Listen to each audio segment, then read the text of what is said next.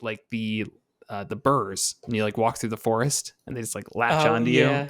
You take like And then 6 weeks to get them off. yeah, and then that time they drink your blood and drain your life essence. Every single time. Yeah. Trying to go And I through a find nice myself walk in in the weird woods. places without realizing it. Like, how'd I end up out here? And then you have more burrs on me. I feel like I should bury myself. Welcome to Monsters in Multiclass, your Dungeons & Dragons fix. I'm Ellie. I'm Jared Bornagle. And I'm Will Milden. And on this episode, we are taking a look at Monstrous Compendium Volume 1, Spelljammer Creatures. It's a free supplement that came out recently. It has 10 new stat blocks in it, and we're going to do a kind of overview of it. Most of it's going to be kind of quick. There's a few that we thought were really cool and unique, and so we'll highlight them as a deeper dive.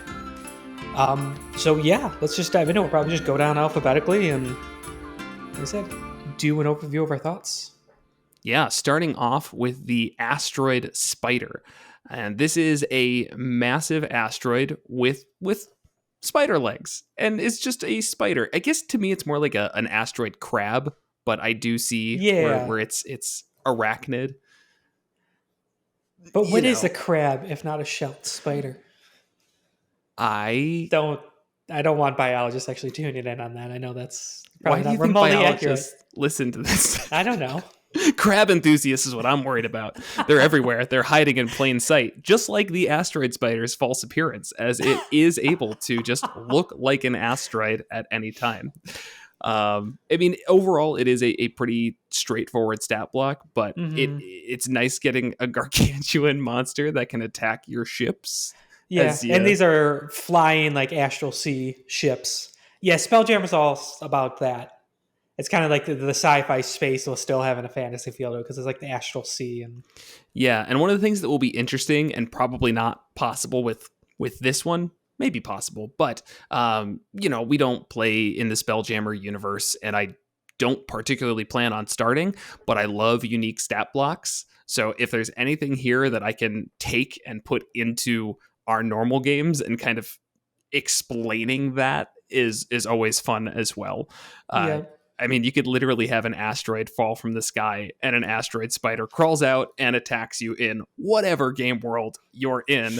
Right. Maybe there's an explanation. Maybe you just wanted a random encounter and this is what you wanted to do. Yeah, or they just exist and they disguise as rocks instead of asteroids. Oh my gosh. Could you imagine how terrifying that would be if there's just like a normal thing you had to deal with in the mountains?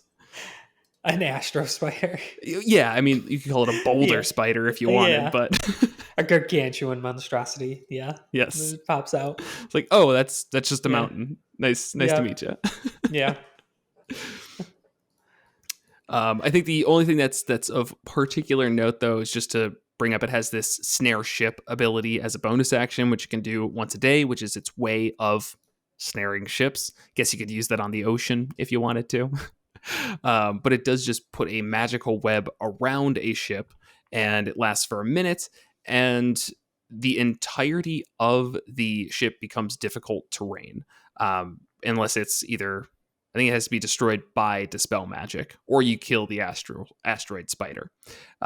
Just kind of a neat mechanic. I like that idea of making everything difficult terrain. It definitely throws people for a loop, and you don't have other methods of getting rid of it like fire or whatnot. Right. But I think that's all to say on the asteroid spider. Yep. The next one's one that we actually really want to talk about in a little more detail. That's the Clockwork horror, where you could probably kind of get a guess by name. It's a robot that's horrifying. It's got 4 little pincer legs and rotary saws on its arms, and it shoots lasers out of its eye, which is lightning, but they're lasers out of its eye. It's definitely the champion of the local BattleBots club. Like every year. Yes. They are actually intelligent, intelligence of 13, and they have communication. They kind of have their own language of like clicks and whirs and stuff like that, made out of rare materials, so they're very expensive and hard to come by. If it is killed, it disappears over the course of 1 minute, so you can't like reclaim it and rebuild it or anything like that. I did miss does it say where they come from? Are these? It's believed that they were created by the Three Keen. Oh man. Oh, I got to be able to pronounce that. Thrycreen? Thrycreen? I don't. Thrycreen. We're embarrassing ourselves. There we go. Obviously, Please cut that to Spelljammer's just not when I said art. it. Yeah. Cut it to when I just said that correctly. They were created by the Thrycreen, or at least it's alluded that they were, because they are able to speak their language, and their own language seems to kind of mimic it, though when they actually talk to each other, it's more like speaking in binary with lights. Or was it not binary? What's it called? Morse code. That was it. So looking at the stat block, it has an AC of 18, HP of 60. It is a small construct, typically lawful evil. I don't know what laws they prescribe to, but they are lawful. And they are a challenge rating 2. For speed, it's 30 feet. They do have a climb speed of 30 feet as well. Strength of 14, Dex of 14, 18 Con, 13 Int, 14 Wisdom, and 10 Charisma, which is actually pretty good stats for a challenge rating 2 creature. Mm-hmm. Usually you'd expect to have some negatives at this point, some dump stats, but no, pretty middle of the road at the very least. Yeah. And it has saving throws in Strength and Wisdom, which is also pretty unprecedented for a challenge rating 2 creature. Yeah. Has the perception skill. It's got a +6 in that. Damage immunities to lightning and poison, and then condition immunities that most non-humanoid things have. It can't be blinded, charmed, deafened, exhausted, frightened, paralyzed, petrified, or poisoned. I want to say non-humanoid. Yeah, sorry, that's constructs. That's yeah. Yes, that's what I meant. Non-organic. Yeah, that's more accurate. Non-humanoid actually means a very different thing. Yeah. I mean, we could just make up what words mean. That's fine. I mean, welcome to the modern age. Right. So it does have dark vision out to 120 feet, and then languages speaks the Thrycreen and Zicklite, which is that Morse code language we were talking about. And for passives, it has the Shutdown ability. If targeted by Dispel Magic, it must succeed on a con saving throw against the caster's spell save DC or fall unconscious for 1 minute or until it takes damage. And then it is unusual nature. It doesn't need to breathe, eat, drink, or sleep. The Shutdown is neat. And it's a lot to commit for something that just comes back in a minute, or once it takes damage, it's back up. I mean, it's a whole 3rd level spell for that. Yeah. Yeah, the unusual nature, I've seen that as a common design thread through all of these. I'm thinking that's because all of these kind of exist in space, the Astral Sea, which is basically space. Yeah, they've added it to, I think, every single one, except for maybe the Nightmare Beast. All the rest of them have that unusual, or the Star Lancer. But yeah. Yeah, it makes sense. They're space travelers, so It's only fair. For its actions, it has some interesting stuff here. It has multi-attack, so it can make a bite attack and 2 rotating saw attacks, or 2 lightning jolt attacks. Love when there's options as a DM. I really hate when something just has a bite. Just because it's a low challenge rating doesn't mean it needs to do the same thing every turn. Right. The bite is a 5-foot reach, +4 to hit, and does 1d8 +2 piercing damage. The rotating saw, basically the same, but does 1d4 +2 slashing damage. And then the lightning jolt is a ranged attack, +4 to hit as well, 1d10 +2 lightning damage. So nothing too wild. This isn't like some new mechanic that's gracing us for the first time, but it's pretty cool that it can throw lightning. Yeah, it's nice to have the different attack options. Challenge rating 2, strong multi-attack, but the damage isn't so high that you feel like you're going to just destroy your low-level party with one of these, but you do need to be careful because it can dish out quite a bit. Yep. And then we have the Spell Jamming Helm interface. So this is where the Clockwork Horror is able to attach itself to the Spelljammers, these ships, and it can see within, or any ship that it sees within 5 feet of itself, and attunes to the helm instantly. I am not great with ships. The helm is a specific part of the ship, is it not? That's where you boat from. Where you what?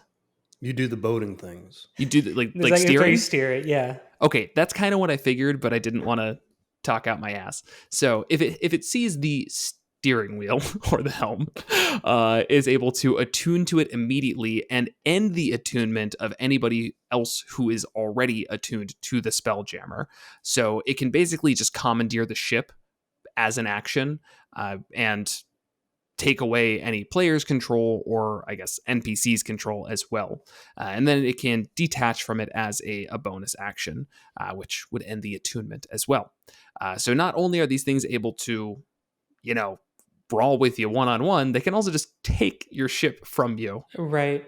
Definitely leads to some scary interactions. I imagine that there would not be a single one of these coming onto your ship. It would probably be dozens, or whatever amount makes sense based on the makeup of your party and the challenge rating they can deal with. But definitely fun to kind of overload the ship. And I really appreciate that if people do know what it is, then the goal isn't just to destroy them all, it's keep them away from the helm of the ship. And, knowing that if they get it, then it's all over, or at least turns really bad really quickly. Yeah, because I do wonder. I mean, it doesn't really go into detail, so I guess it's up to the DM if these things have any sort of self-preservation or not. That's and a so good it's like they could question. take the ship and then like run it into a star or a black hole or whatever other horrors are going to be out there.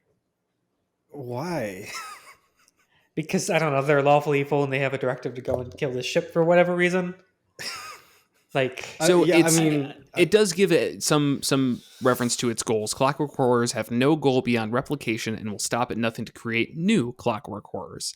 The time it takes for a clockwork horror to build another of its kind, assuming it has the requisite materials, is approximately 10 days. So I think realistically, if it's going to crash itself into something, it's going to be a landmass of sort to kill everybody on board, probably be fine itself, and then use any of the materials on the ship to create more of these clockwork horrors. right. So no, probably not going into a star or a black hole, but I think the concept still stands. Yeah. Yeah, and these could definitely also exist outside of the Spelljammer setting.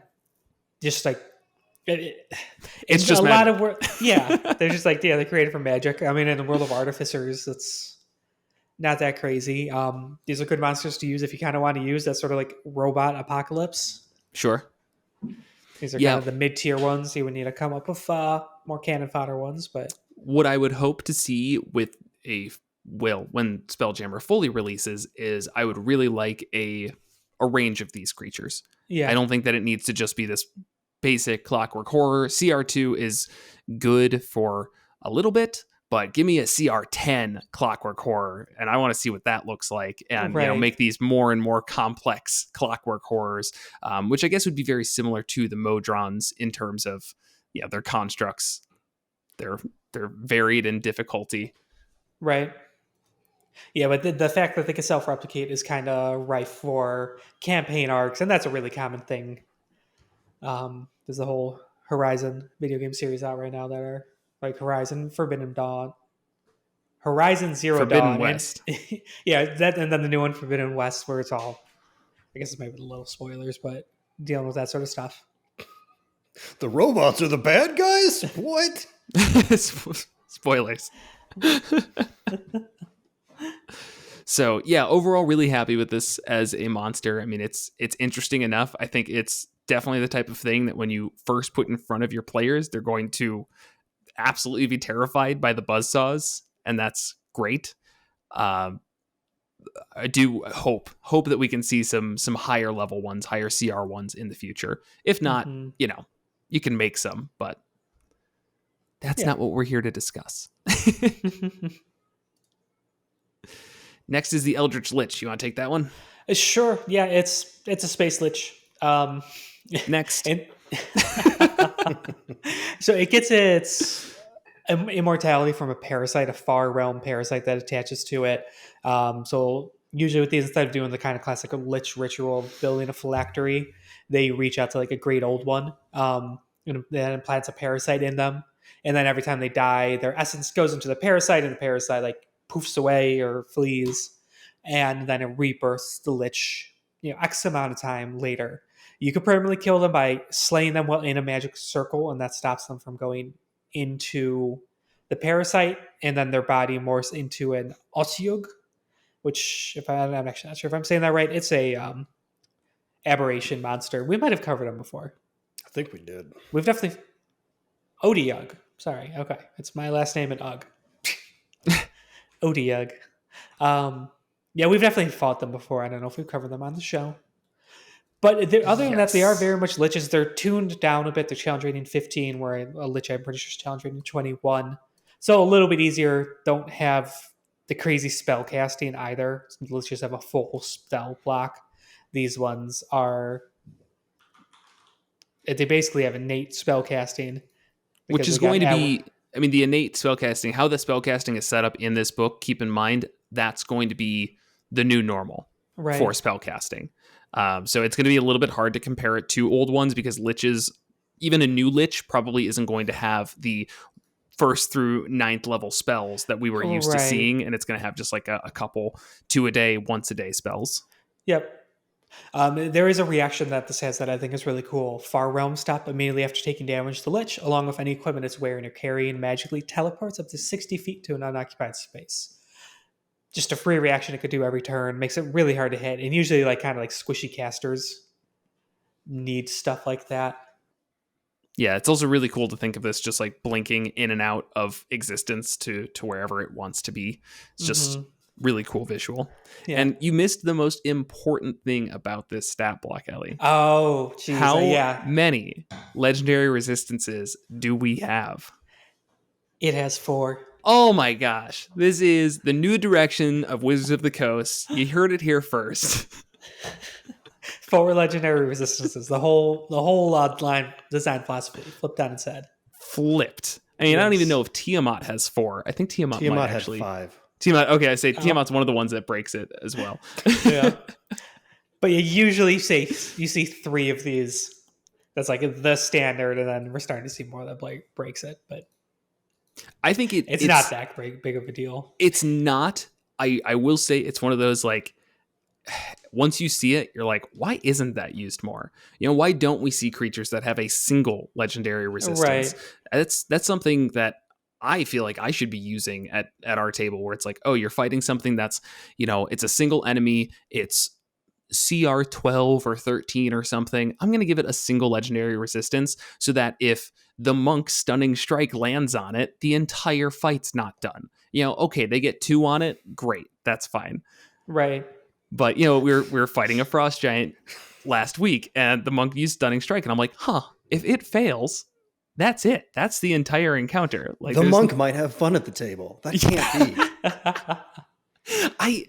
You have this warped perception of our games where monks. Perception. I intentionally warp my perception of you as a DM. Does it make it more fun to you to think I'm antagonistic? Yeah, it's like it puts me in the I'm fighting for my life mindset all the time. Okay, but you know what? Then keep it up. As long as we're on the same page, it's fine. Right. And just to wrap this up real quick, we should briefly mention the parasitic tentacle is an attack it could do, where the tentacle has the parasite. There we go. It has a tentacle that reaches out and lashes out of things. It could poison them, and then if a target gets poisoned 3 times by it, it dissolves and turns into a gibbering mouther, which obeys the lich, which is really cool and very scary. That is pretty scary. Yeah. It can only make one of those parasitic tentacle attacks per turn, though. And it doesn't have any legendary actions, which is also kind of weird, isn't it? Yeah, like I said, it's a tuned down lich. Yeah. But I mean, I guess liches don't really have attacks like that, but then this is limited on the spell casting. Sure. Yeah, and then it can stun things with a psychic whisper, so. Yeah, and it's really fitting that this is CR15 because, as Wizards of the Coast has maybe not publicly stated, but made apparently clear, they refuse to give any sort of modules over level 15. So making something a CR 22 or 23 monster just doesn't really make sense.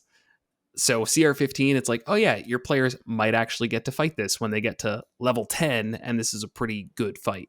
Right. Next up then, the Fractine. If you want to cover that one. Yeah, and this one is just really weird. Yes. In a good way, in a great way.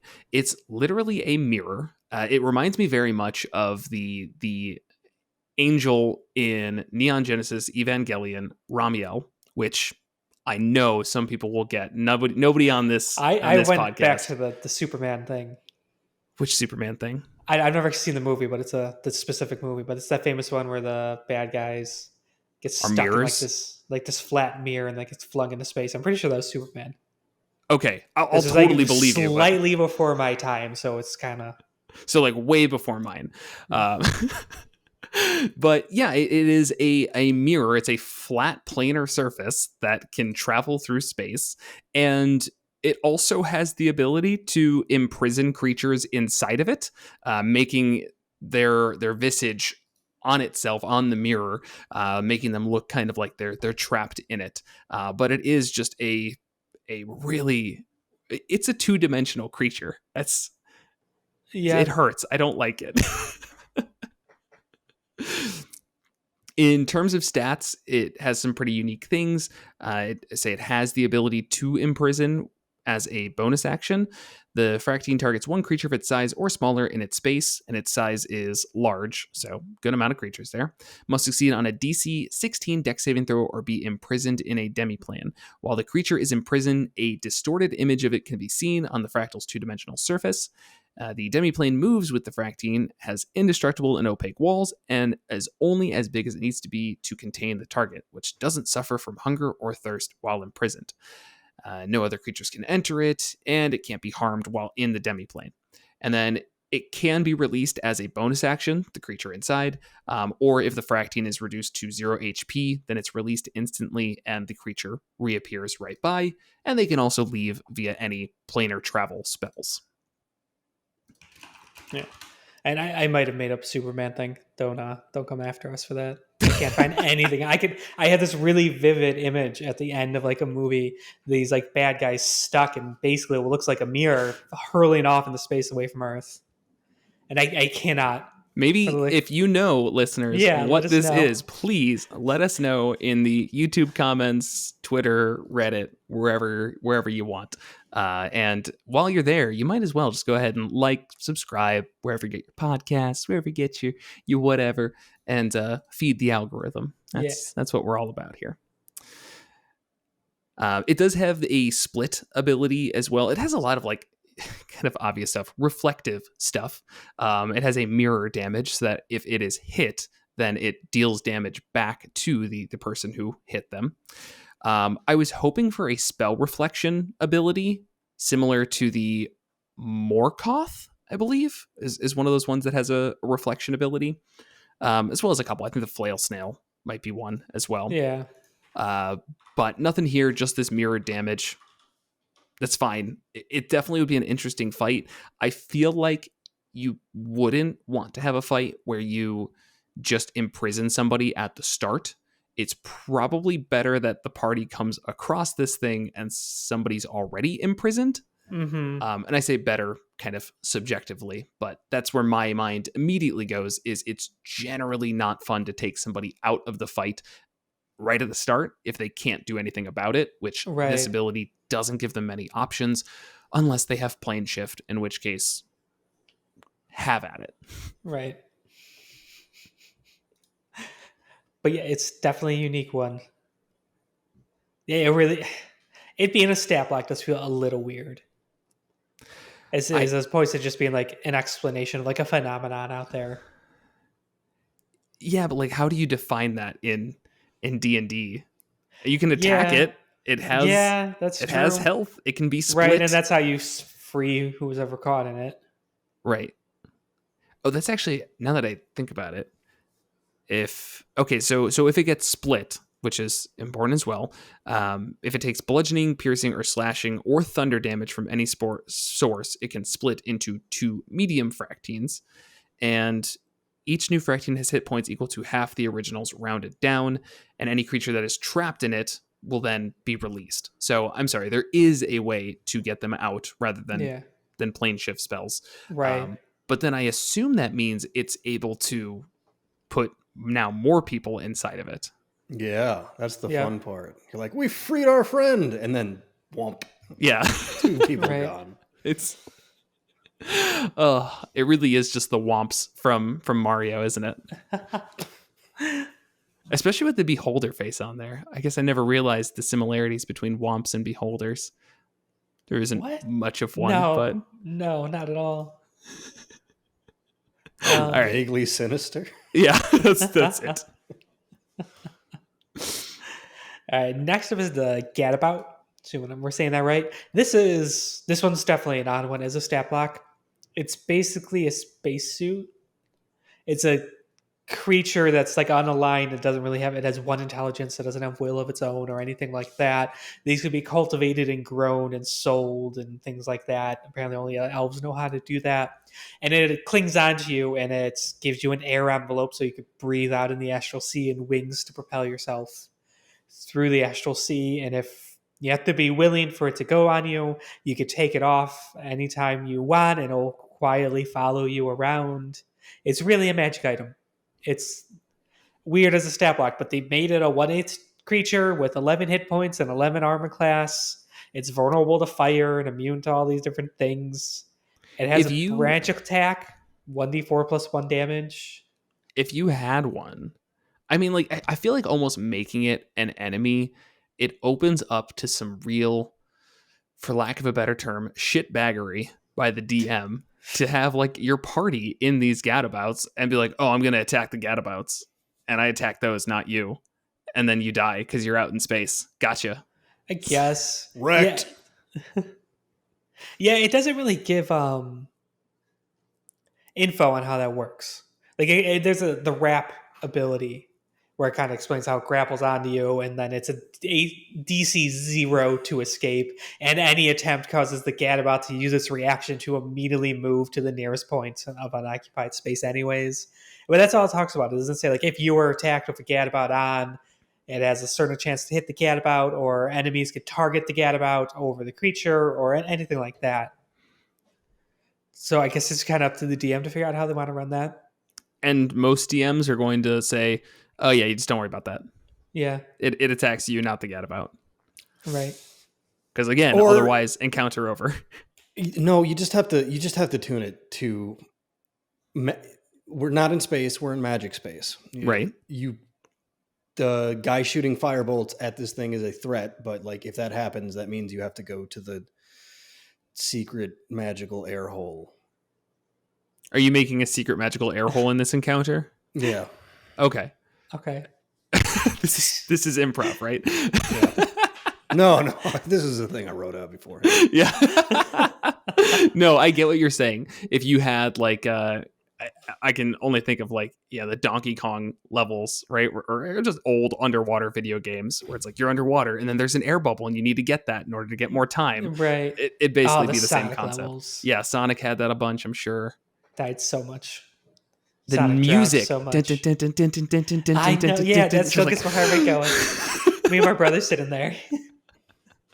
They're trying to get to the stupid air bubble. I can still picture the exact face he makes when he dies. When he drowns. Oh, and that's what you can do to your players by taking away their Gadt-about. Right. Also, interestingly, sorry, just last thing, it can also officially attack while it's on you, like while it's grappling. Yeah, I guess so. So, like, I don't know. There's just a lot of weirdness to this. I think I really would have rathered it be just a magic item. I get why they made it a stat block because it's supposed to be living, which is cool, but Yeah, I mean, they live 25 years. So I maybe you get old ones and it's like that's a problem you got to deal with. But and then again, like equipment in our world that is older deteriorates and ages and becomes not working as well. So right. They had this issue. Whatever intern was given the job of creating this, which is always just how I imagine everything at Wizards of the Coast is just an intern randomly. Here, you deal with this. They had to deal with the problem of we have this living thing. It's a magic item. You can go one direction or the other. It's either a creature that acts like a magic item or it's a magic item that weirdly has creature related stuff. So there's no easy way to go about it. Right. The next thing, though. This is a campaign ender. Next is the Goon balloon, which is just adorable. It's this In the little, most terrifying way. Like, yeah, I don't know why it's cute. You're right. It's cute. It shouldn't be. it's a little beach volleyball with eyes and But in odd. like fleshy mounds Yes, and yes. like sickly, rotting flesh color. Like, not. Yeah, when you say beach volleyball with eyes, don't picture this like cartoony thing with like big eyelashes and bright colors. It's like this mound of flesh. Like Atop just two chicken legs, Yeah, the volleyball stripes are like breaks in the flesh. so that it can, get bigger and smaller as it needs to. It is a medium Yeah. aberration.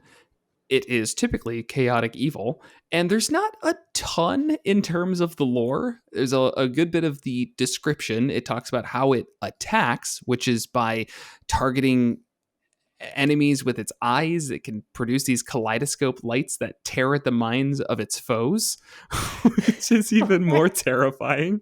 Right. And It although speaks. Oh, sorry, go ahead. Although they can seem playful and harmless, Goon balloons are quite mean-spirited. They like to observe the suffering of other creatures and orchestrate that suffering given half a chance. And that's it. That's all we really get to go off of Yeah. on what these things are. But the fact that it's a Goon balloon speaks by pumping air through a hidden orifice on its underside. Like, I look at this thing and I don't think, oh yeah, this can talk to me. It's an intelligent creature. It looks like something that would just be floating through space and you accidentally bump into, and you got to turn on the windshield wipers to get it off. But no. It's an intelligent creature with goals, even if those goals are just kind of chaos. Yeah. It has goals. Yeah, it was deep speech. I don't know what it eats. I don't know how they reproduce. I don't know if I want to. Yeah, really not worried about where they come from. But it is a challenge rating 1/8. So very teeny tiny. Something that you could throw like 15 of at your party, even at level 2, and they'd probably be fine. Mm-hmm. But could probably be nice to as like additions with other creatures. Either way, Right. armor class of 10, HP of a big old 6, speed of 20, climb of 20. The stats are 10 strength, 11 dex, 14 con, 11 int, 14 wisdom, and 4 charisma. Saving throws in constitution and wisdom. I don't know why everything gets saving throws now, if even a 1/8 challenge rating creature is getting that, but whatever. Yeah. It has perception as a skill. It has a lot of eyes. I'll give it that one. Damage Yes. vulnerability to Surrounded piercing, eyes. which I just noticed because it's a balloon and you can Right. pop it. Definitely can't slash a balloon though. No, that's impossible. Or crush it with a hammer. Doesn't work that way. And it has dark vision out to 60 feet.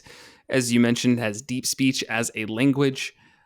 And then for passive abilities, it has the burst, which is when it drops to 0 HP, it releases a noxious gas in a 10-foot sphere centered on itself. Creatures in the area must make a DC 12 Constitution saving throw or be poisoned for 1 minute. A poison creature can repeat the saving throw at the end of each of its turns, ending the effect on itself on a success. And then it has unusual nature as well. But the burst ability tells me that this thing may be more terrifying as like something on the battlefield to be avoided than it is a creature that's going to pose a problem while alive.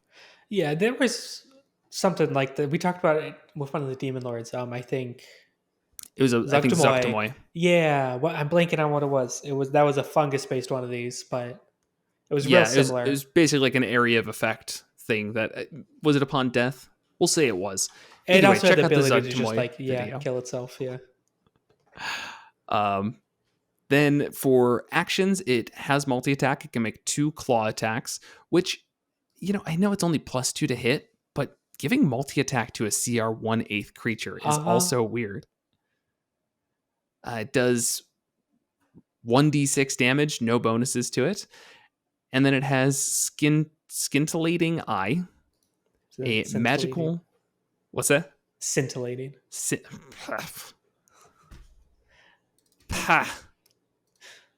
It is. Okay, I just had it pronounced to me. Yeah. So then it has the scintillating eye. A magical kaleidoscope light emanates from one of the Goon balloon's eyes. As the Goon balloon targets one creature, can see within 30 feet of itself. The target must make a DC 12 wisdom saving throw or take 1d12 psychic damage on a failed save, or half as much on a successful one. Also pretty intense for a 1/8. 1d12, very high, yeah. Yeah. Like, I find it weird it's just damage. I feel like it should be more like a stun condition. with the fact that it's like, it says it tears at the minds of the Goon balloon's foes, I would actually expect a fear condition being put on there. Okay. And maybe I'd do that if I upped the challenge rating, because frightened at this Right. level is a little much. But yeah, I think they kind of get painted into a corner when you have such a low challenge rating that you can't do anything that's really scary like that. Right. But then why is it a 1/8 challenge rating? I don't know. Because it's so easy to kill. Yeah. I understand that, but like, why? Why not just make it harder to kill and give it some of these neat things? It's a balloon. I think probably the better answer is that you want the burst ability to take effect. Yeah. And I think it's more like you find like a pocket of these things. Oh, that sounds horrifying. Somewhere. If you just like, I'm just imagine you like remove a rock or something and then just like 30 of these things just come flying out. Yeah. Yeah, there's a little like quote text in there, which is kind of talking about that.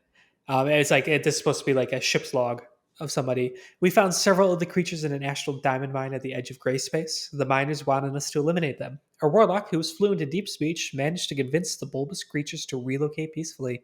They insisted we take them to a small, misshapen moon that doesn't appear on a chart. A horrible fear grips me. What if they're leading us into a trap? Final log entry of Arquebus Graves. Okay. So, yeah. So they're like They're fun mischievous. No, not at all. And they're intelligent 11, so they're smart enough to do traps. Things like that. Maybe, but yeah, I think it's very much like, you're like exploring a cave and like the floor crumbles and you fall down into the middle and there's like, you're in a cavern full of these things and stuff like that. Yeah, and it does have, lastly, a bonus action, the float ability. Goon Balloon moves up to 20 feet vertically in one direction without provoking opportunity attacks. If it ends this movement suspended in the air, it hovers in place and can't be knocked prone while airborne. That's only weird because it's like, why not just give it a hover ability? Or like just a fly speed, even if it's like 10 feet? Yeah. It can literally move up and down and that's it. It's like levitate. Right. Well, yeah, that's why it's not a fly speed. Sure. Because again, it's a balloon. It doesn't have propulsion in any directions. So that's kind of type So of then how does it go like if up? you're in your it inflates itself and it just like goes up.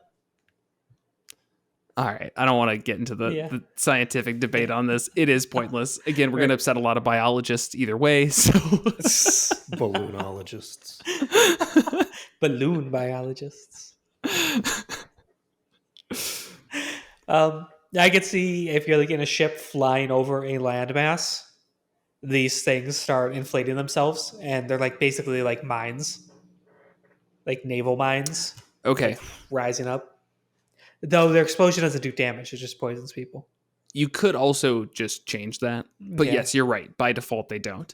If you did want to treat them as landmines, which would be kind of hilarious, I guess if that only falls apart, and I'm using air quotes for people not watching, is that there's nothing about them having zero self-preservation. It seems like they like living this weird balloony existence. Right. So they probably won't just be standing there as a ship comes through and explodes, but whatever. Right. Make it do some poison damage. 1d6 poison damage for each one you hit. There you go. Yeah. Yeah, that's the Goon Balloon. And I think it goes to show you that challenge rating isn't everything in terms of interest or uses for a monster. That's true. Very, very true. Which is also then really strongly contrasted by the next one, the Nightmare Beast. Yes, I did plan that segue out. It's this challenge rating 16. I know, it ruins it when I call it out, but whatever. You could have just been cool, Ellie. Yeah. No, I can't. That's not in the cards. I think this one's really dull. I know it's like a pretentious thing to say, but honestly, it's uninspired. It's a big old siege monster. All of its lore is like flavor text is describing what it looks like, and then it's created by powerful spellcasters to siege areas. That's all it is. It has a lot of hit points. It has a high AC. It does extra damage to objects and structures. It has a bunch of physical attacks. It does have a disintegration ray, which is kind of cool and unique where it cancels disintegration. But again, I feel like there's like a lot of things that do that. And then it has legendary actions of doing more of its physical attacks. Twice a day it could teleport. So I don't know. I feel like we get a lot of these where the high challenge rating, gargantuan, huge tanks of monsters that don't really have a will of their own. I don't know. It just... Yeah, lore-wise, I'm not too impressed. I'll say, like, stat-wise, okay, the Disintegration Gaze is cool. It's terrifying, doing 10d6 plus 40 force damage. It is interesting to me that they make a Constitution saving throw when the Disintegrate spell is a Dexterity saving throw. Yeah, that's true. And not, like, good interesting. It's like, yeah, why? Yeah, Why? and it's half damage on a success. Yeah. Yeah. It's almost too strong. And it targets one creature still. So yeah, like you're just going to destroy your party with that. It's a recharge of 5 or 6. It's not like a once a day ability. It's challenge rating 16, so I get that, but it is very easy to drop somebody in the low digits and then hit them with a disintegration ray. Now, it also doesn't even say if they succeed their saving throw, then it doesn't disintegrate them or anything like that. So you can be at 5 HP and get hit with this, succeed on your Constitution save against all odds, and still turn to dust. Yep. Yeah, it's like if it reduces them to 0. So it's quite deadly. Right. But yeah, I'm not really in love with it. Yeah. Oh, it is Frightful Howl, which is like, it costs 2 legendary actions. It's like the Dragon's Frightful Presence and things like that. 120 foot. Oh, it's a foot cone instead of radius, so it's actually worse. Which doesn't even make sense. Wiz would be frightened for a minute. Sound doesn't even work that way. Yeah. There's no immunity, though, so I guess it could keep doing that. That's interesting. That's better. I mean, that's one of my bigger issues with the Dragon's Frightful Presence. Is it happens once, and then it's like, oh, no, I'm actually good against dragons. Y'all don't scare me. Right. That's horrible. This fight, like, if you played this fight even just like with a shred of intent to hurt people, it would just be over so many times for your party. Mm-hmm. Frightful Howl spam, which is 18 whiz save. That's not nothing. Yeah. And then disintegrating anybody who's hurt. Yeah, it's rough. Yet I still don't like it. And it does come down to the lore. I mean, I think the stat block is okay. It is, we've seen similar things before. It at least has a couple of unique attributes to it, as we've talked about it more. So I don't think that the fight itself would be boring, but I don't feel very inspired from reading the text. It's a big monster under a more powerful creature's control. Yep. But then, next up, we have the Puppeteer Parasite, which are just little rubbery amoebas the size of dinner plates with just little hooks to grab onto people and convince them to do their bidding, whatever that might be. Mainly, the parasites drain creatures of their life energy. They're parasites, but they also impose their will on nearby creatures, forcing the creature to comply with its wishes. Puppeteer parasites like to use humanoid thralls as bodyguards and transports. So in a way, they're kind of just like the burrs. And you like walk through the forest and they just like latch onto you. You take like 6 weeks to get them off. Yeah, and then that time they drink your blood and drain your life essence. Every single time. Yeah. Trying to go and through I found myself in weird places without realizing it. Like, how'd I end up out here? And then I just have more burrs on me. I feel like I should bury myself. Another creature that doesn't really talk much about their goals. You can assume it's just kind of self-replication. Yep. It doesn't talk about Survival. how that happens at all, if there's any weirdness to it, but it doesn't seem like the parasitic aspects lead to that, No. at least from what it's mentioning. So even using them as transports, I feel like that isn't clear enough to me. But what it is making me think of, though, is that these things are going to latch on to a person to bring them to a society. So it finds somebody out randomly in space, latches on, then it gets on a spaceship, infects everybody on there from its reproduction methods, whatever they may be. That spaceship, that Spelljammer, goes to a well-populated dock of some sort, and then it continues to spread. Yeah. It's a virus. Yeah, that's a cool way to handle it. Yeah. As I said, it says nothing about their reproduction, so there would need to be some sort of like fast way to do that. Yeah, that really should be in there somewhere. But Yeah. oh well. In terms of stats, we've got a CR3. It's a tiny aberration, typically neutral evil. Armor class of 15, HP of 71, which is kind of surprising for its size, but neat. Speed of 10 feet, fly speed of 30, and it has the hover ability. Has a strength of 2, dex of 15, 18 constitution, 16 intelligence, 10 wisdom, and 3 charisma. And then saving throws in dex, constitution, and wisdom, and then the stealth skill. It has damage vulnerabilities to radiant. Not entirely sure why.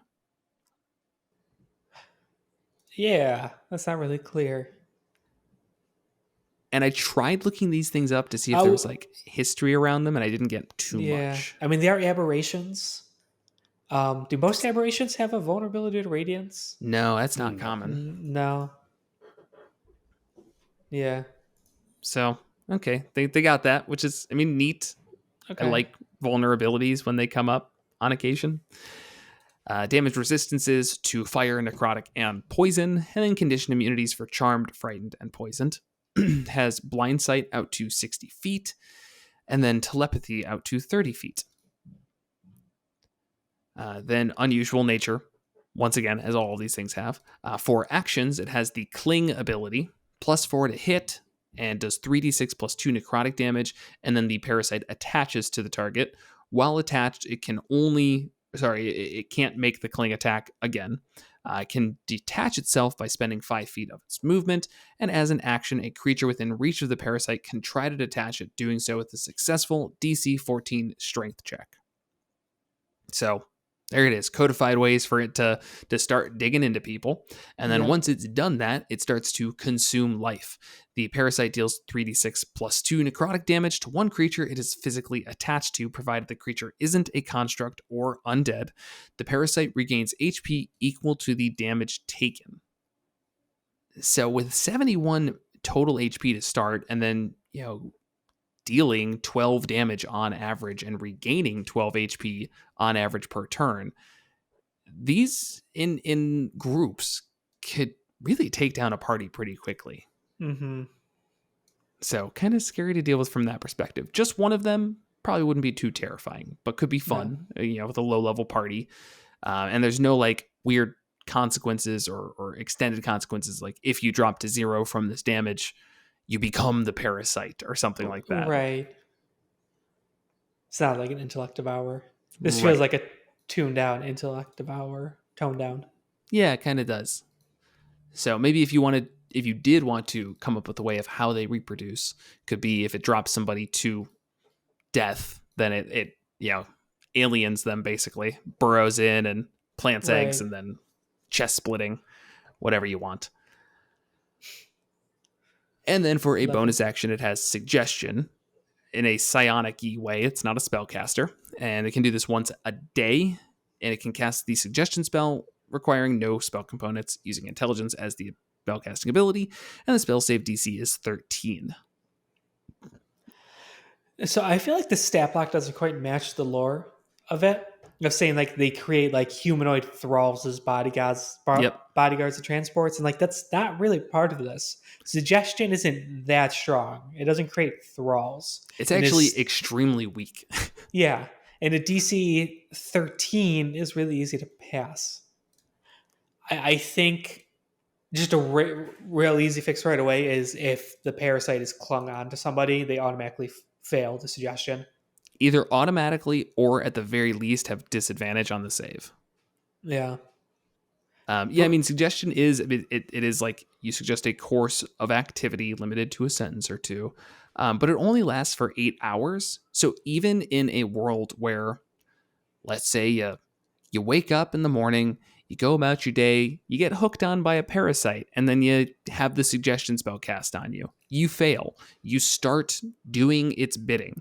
By dinner time, you're like, whoa, what am I doing? You pull this thing off, and then you beat the crap out of it until it dies.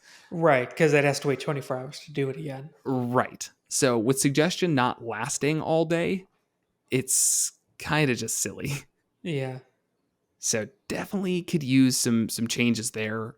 You mentioned one of making you automatically fail, or again, disadvantage. I could also see giving them a more powerful spell that does start to mess with the CR3 nature of them. Right. But something like Dominate Person is an option. Again, messes with the CR pretty heavily, but as it is right now, you're spot on, Ellie. It doesn't really match the actual lore that's given here. Right. You could, if you wanted to stick to raw, have some parasites like changing out, basically. So it only lasts 8 hours, sure, but if there's 3 parasites to every 1 humanoid, they can basically just rotate around. I was gonna say, True. Okay. If we do some logistics juggling, yeah, but why? Like, why should we have to do this? And the other thing is, it's kind of like an out of combat thing, where you can just kind of say it's fine, it works. Right. And I just don't see the suggestion coming up in combat, really. No, because it's not like you can force them to do anything really interesting. And it like you immediately break it when you hurt them, so right, and they have it's concentration. I know that sounds kind of silly, but it's like even if it succeeds, you can basically break them out of it by hitting this thing pretty heavily. Now, I guess it does have +6 to con saving throws, and maybe that's the reason why. But still, I don't know. Yeah, I struggle to see how it'd be used, really. It definitely not on the party. Like you said, multiple. I could see it kind of as a body horror style thing. You come across a group of people who are just covered in these things, head to toe, and they're like barely hanging on, just bleeding out. It's like life force drained from them as these things are just attached all over the body, and they're all casting suggestions, and like their psyche's breaking. And yeah, that's interesting, and I think that's mind flayers that have that lore of like continuously using Dominate Person over and over again until the person doesn't even need it anymore. They just kind of follow their will because otherwise they'll cast Dominate Person. It's kind of like that, but so toned down that it's harder to believe. right. But low level creature, maybe not an arc to your campaign or anything, but like a single interesting encounter, sure, I'll give it that. Sure, yeah. Next on the list is the Star Lancer. So this one is it's really just a Githyanki mount.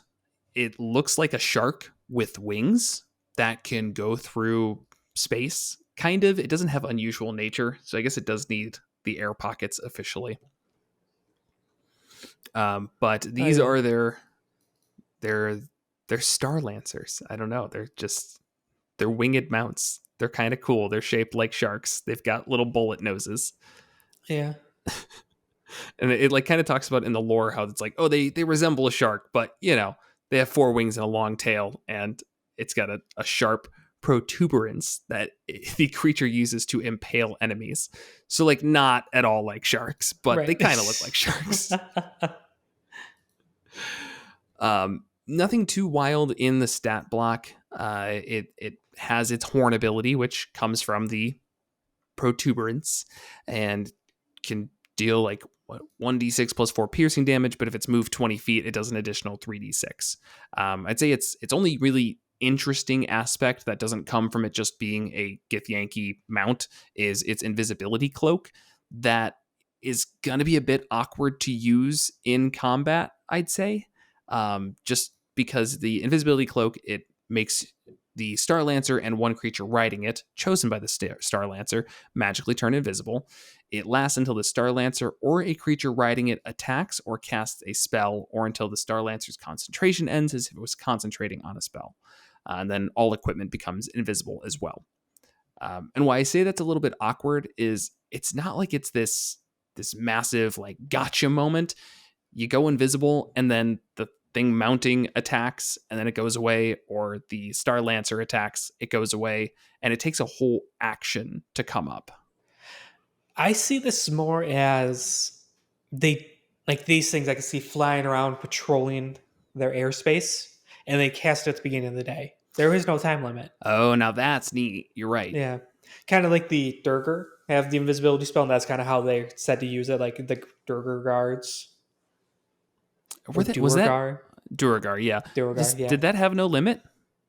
I think it did, but it was just kind of like, they use it to... So that way, like, the members of the society never know if they're being watched, if there's guards around. Right. Same sort of deal. Sense.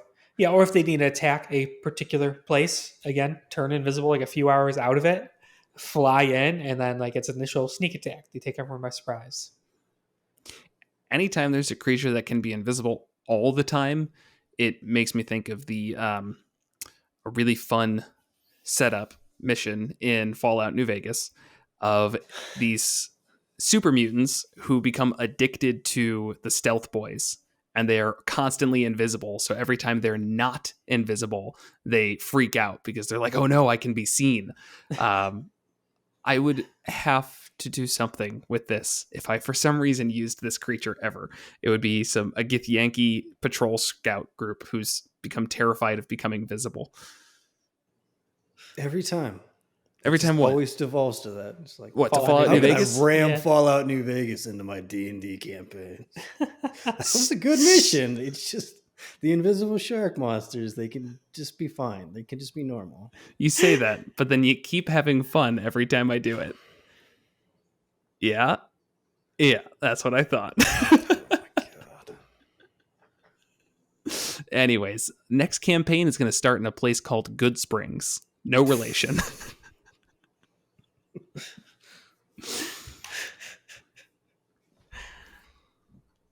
Next. All right. And then next up, and the last one, there's no pronunciation guide, so this might be butchered, but Egdrasti?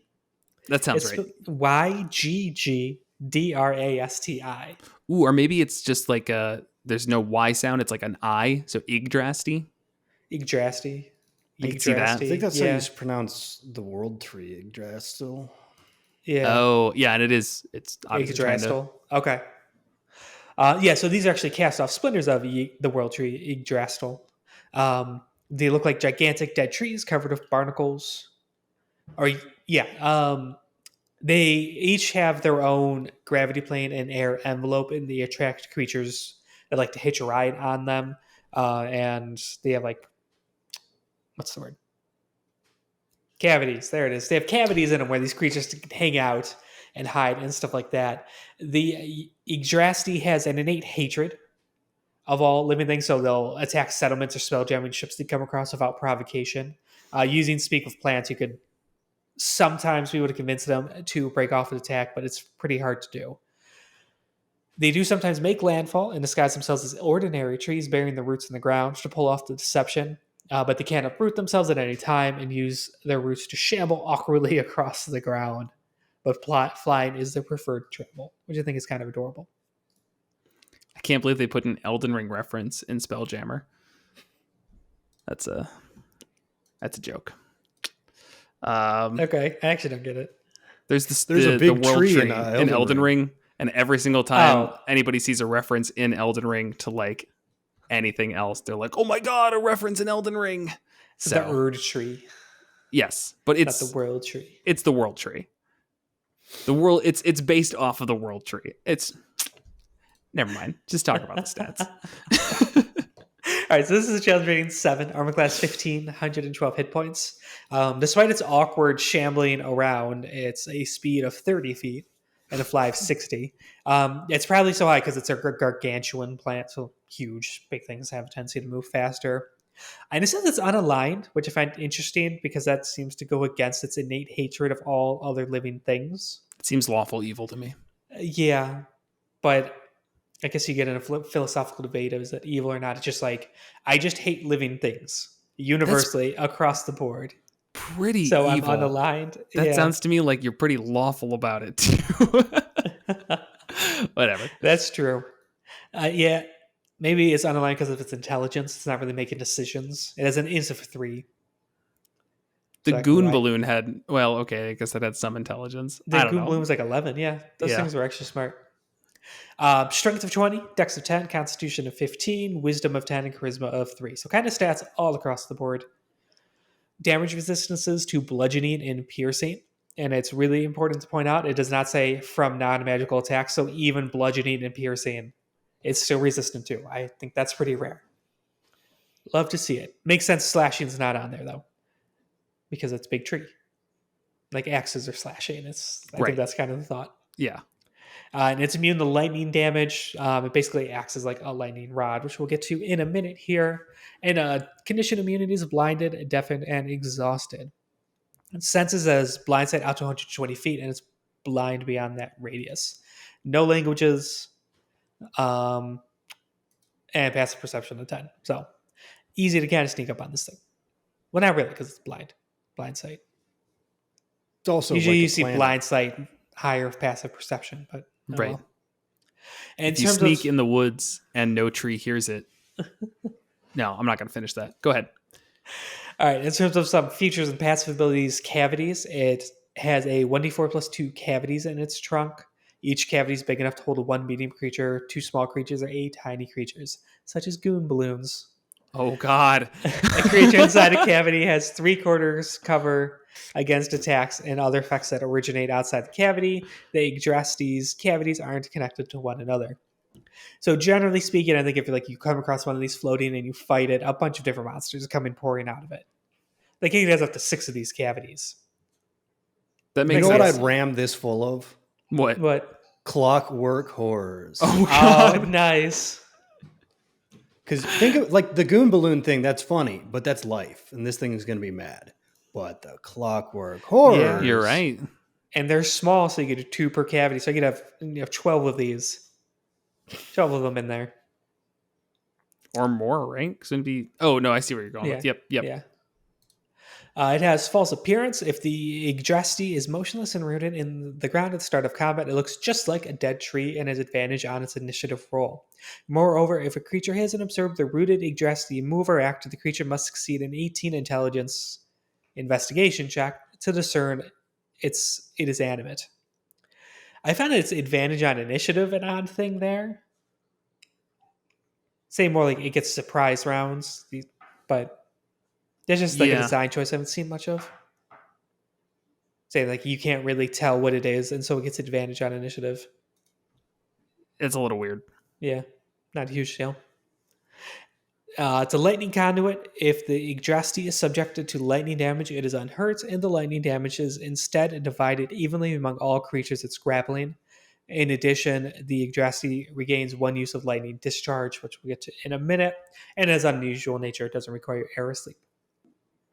That lightning conduit is super interesting, and there's a lot of ways to use that to devastating effects. I'm sure we'll talk more about it in a minute, but just with Will saying the Clockwork horrors, those were able to do lightning damage. Oh my gosh. So you could grapple a bunch of creatures and then just have the Clockwork horrors just keep shocking the Egdrasti. Yeah. That's really cool.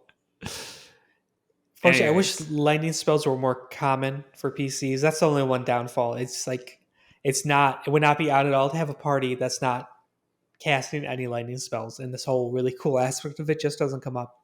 Oh, it still come up. We'll talk about it. You go through the actions first. Well, okay, because I know. Are you talking about the discharge? Yeah, lightning discharge.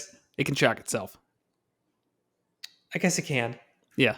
So Okay. I guess we'll skip to that one. Yeah. It has one of the actions is lightning discharge. It can do 3 times a day. The Egdrasti shoots lightning at one creature within 120 feet of itself. Target must succeed a DC 13 Dex saving throw or take 78 lightning damage on a failed save or half as much on a successful one.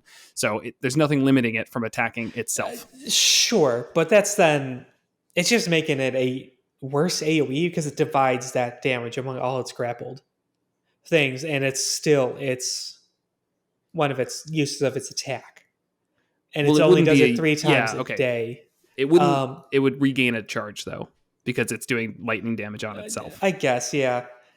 I think lightning conduit really comes into play when your party is casting the spells on it and having that really unintended, unexpected effect. I'd almost give this one different flavors. You have the lightning one, you have the fire one, you have the radiant one, depending on which party is. Like paladin smiting. That would be cool. Like a paladin hits it and smites it, and you see the radiant damage like shoot up through like the trunk and roots and all that, and burst out into all its limbs. Who just currently grappling your party. It's pretty terrifying. Yeah, I feel like the paladin would not be everyone's favorite that day. No. All right, so we did skip ahead though. So multi-attack, it makes 2 root attacks and uses lightning discharge if available. The root attack is +8 to hit, reach of 20 feet, 1 target. It is 2d6 plus 5 bludgeoning damage, and if the target is a creature, it is grappled with an escape DC of 15. The Egdrasti has, I cannot say that at the same time, same way every time. Egdrasti has 4 roots, each of which can grapple 1 target, and the lightning discharge we just talked about. I do still feel like shocking itself is a pretty valid thing to do, though. Yeah. Just because of the fact that it can do 2 root attacks and its lightning discharge. If it was in its entire action, I'd agree that probably wouldn't happen. But if you had 2 creatures grappled and you smash them on the ground and then shock yourself and still get a lightning discharge back because of it, it's a free 15 damage basically on each creature. Yeah. Yeah, it just depends on the situation, but it is cool. But having Clockwork Horrors shoot at the tree, nothing wrong with that. And they get shoot at it twice. Right. Yeah. And I mean, the damage itself isn't anything wild if it's being split up among like 4 creatures. Right. This is when there's 12 of them. Right. Right, because there's no save or anything. It just happens, son. Yes. Like they could miss their lightning jolt on a party member, but not on this tree. I guess they could. That becomes that weird thing of like it's willingly letting it hit it. Right. There's no rule, as far as I know, of just letting yourself willingly be hit by something. But it's also just like, does it need a rule? I want to be hit by that. Oh, okay. Yeah, that's fine. You stand still and you get hit by it. Right. Yeah, in terms of using this one, within like the Spelljammer world, a lot of come across it, bounty to go kill it because it's floating around an area and causing a bunch of trouble with ships and stuff like that. It can also easily be in any other realm, just like not in space. Yeah, 100%. Just like a hidden tree outside of town, and the adventuring party is hired to figure out why are people disappearing. It could be a tree that gets shocked by lightning and then becomes alive, like a Frankenstein tree. Right. That's already a thing. Is it? The shambling mound. Okay, well, this is a different take on it. They are plants, yeah. That are like created to be evil by lightning. Well, this is more random chance and a different stat block, so that's fine. I'm okay with that overlap. Or if you lean into the world tree kind of lore, this is ends of the world tree's roots popping up in areas, sticking out of the ground. That's cool. If you're playing up that, I don't know what the reasoning would be to go out and fight. We'll say it'd be to calm them. It's like the roots of the world tree have become enraged, and so now you have these like different elemental versions of them. If you went that far, you'd probably want to, if you're fighting this multiple times in a campaign, you'd probably want to change up the fight a little bit more drastically than just changing out the element. But it could be kind of neat to have different encounters where you have to fight different elements of this, and again, change up the fights in other ways. Yeah. In terms of the lore of oh my god, these names, like I'm so bad with them. Yggdrasil. Thank you. Yggdrasil, the world tree. I know that goes way beyond D&D. Yeah. Do you know much on that? My understanding is it's not supposed to be something that hates all life. No. I was kind of surprised to see that literally tied the to it. opposite. Yeah, okay. No, I mean, I played God of War. That's like the extent of my world tree knowledge. Yeah. No, I definitely don't have a ton, but that's what I was saying. If you were to use it like that, I could see it being like, parts of it are corrupted for some reason. Right. Yeah, maybe they're kind of angry with the universe because they got thrown off the world tree. Yeah, I can see that. That was my thought. It still kind of seems kind of extreme. Yeah, or it's the world tree purging evil from itself. I guess there's a lot of ways you could do it. Oh, that's neat. Yeah. That idea I like, actually.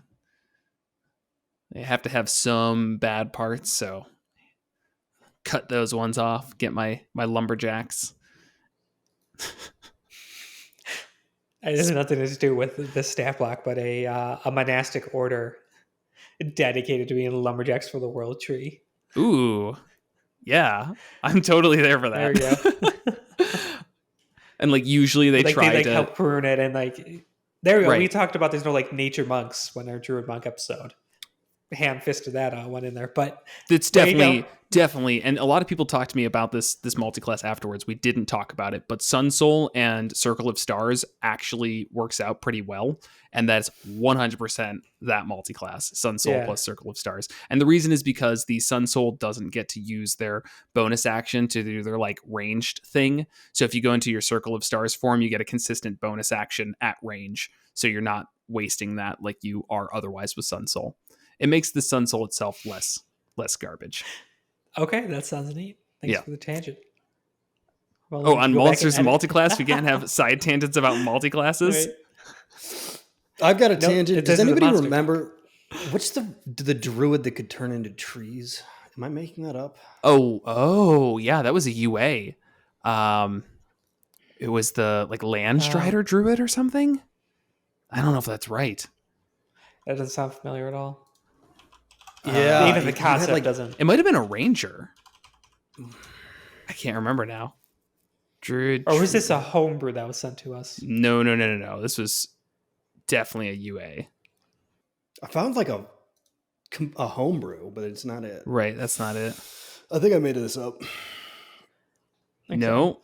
Really certain it was a homebrew. I found it. It is. It was a ranger. The Primeval Guardian Ranger. Yeah. So they use druidic magic. These rangers learn to become one with nature, allowing them to channel the aspects of various beasts and plants in order to overcome their foes. They dwell in elder forests, blah, blah, blah. And their whole thing is that, they can like go into a tree form where they become large. Their speed goes down to 5 and their reach is increased. Yeah. Okay. And you can do different tree forms. I think it was just one. It was but just this one. was a UA, right? Yeah. In 2016, yeah. Man. It was a weird one. Yeah. Wow, I'm glad we unearthed that arcana. That was really fun. It was just dumb. It was dumb because of the like your speed becomes 5 feet thing. And it's just like, come on. No, that's not dumb. You're a tree. You shouldn't have a speed of 5 feet. What's dumb is becoming a tree in the first place. Sure. What isn't dumb is subscribing to Bardly and using the code MNM50 to get 50% off your 3-month subscription. That's not dumb. That's smart. In fact, that's probably the smartest thing that anybody listening to this podcast has ever done. Except for all of you biologists. I'm sure you all have done really smart things. But that's it. This is the way to get people to like stick around and support us. Call them dumb. I didn't call them dumb. I did not call anybody dumb. I said that subscribing to Bardly using the code MNM50 is the smartest thing they could do. Okay. Because that's how big brained of a move it is. Okay. It allows you to access hundreds of tracks that are designed specifically for tabletop role-playing games, allowing you as the DM to craft the mood to whatever scene arises just quickly, just one little button click, boom, there it is. Or pre-create playlists if you know what adventures your party's going to get into that day. But let's be honest, you're going to be using the search feature every 2 seconds because your party's a bunch of chaos goblins. My favorite aspect of it is if you're playing online, you can give people a link, which allows them to just listen to whatever you play as the DM. Really easy way to just stop fiddling with music and get to playing the game. I assumed we're done with the episode otherwise, right? Yeah. Yeah. Okay. That's why I want to talk about the Goon balloon some more. I'm considering it. As usual, thank you to our patrons, Ed G, Muddawait, Brian H, Craig A, Isaac M, Jeff W, Luca L, Star Shinobi, Vincent M, Bob F, Joe P, Rick D, Sentinel D20, Tyler S, that's a new one, Adam A, and Rob K. Thank you all for your continued patronage. If you are interested in helping out the show, you can head to monstersmulticlass.com/support and be sure to like, subscribe, leave a comment. I don't know if there's a specific prompt today. I guess just what monster are you most excited about in this Spelljammer Compendium? I think mine has to be the Goon Balloon. Goon Balloon or the Clockwork Horror. Mm-hmm. And yeah, that's it. Yeah, as always, thanks for watching.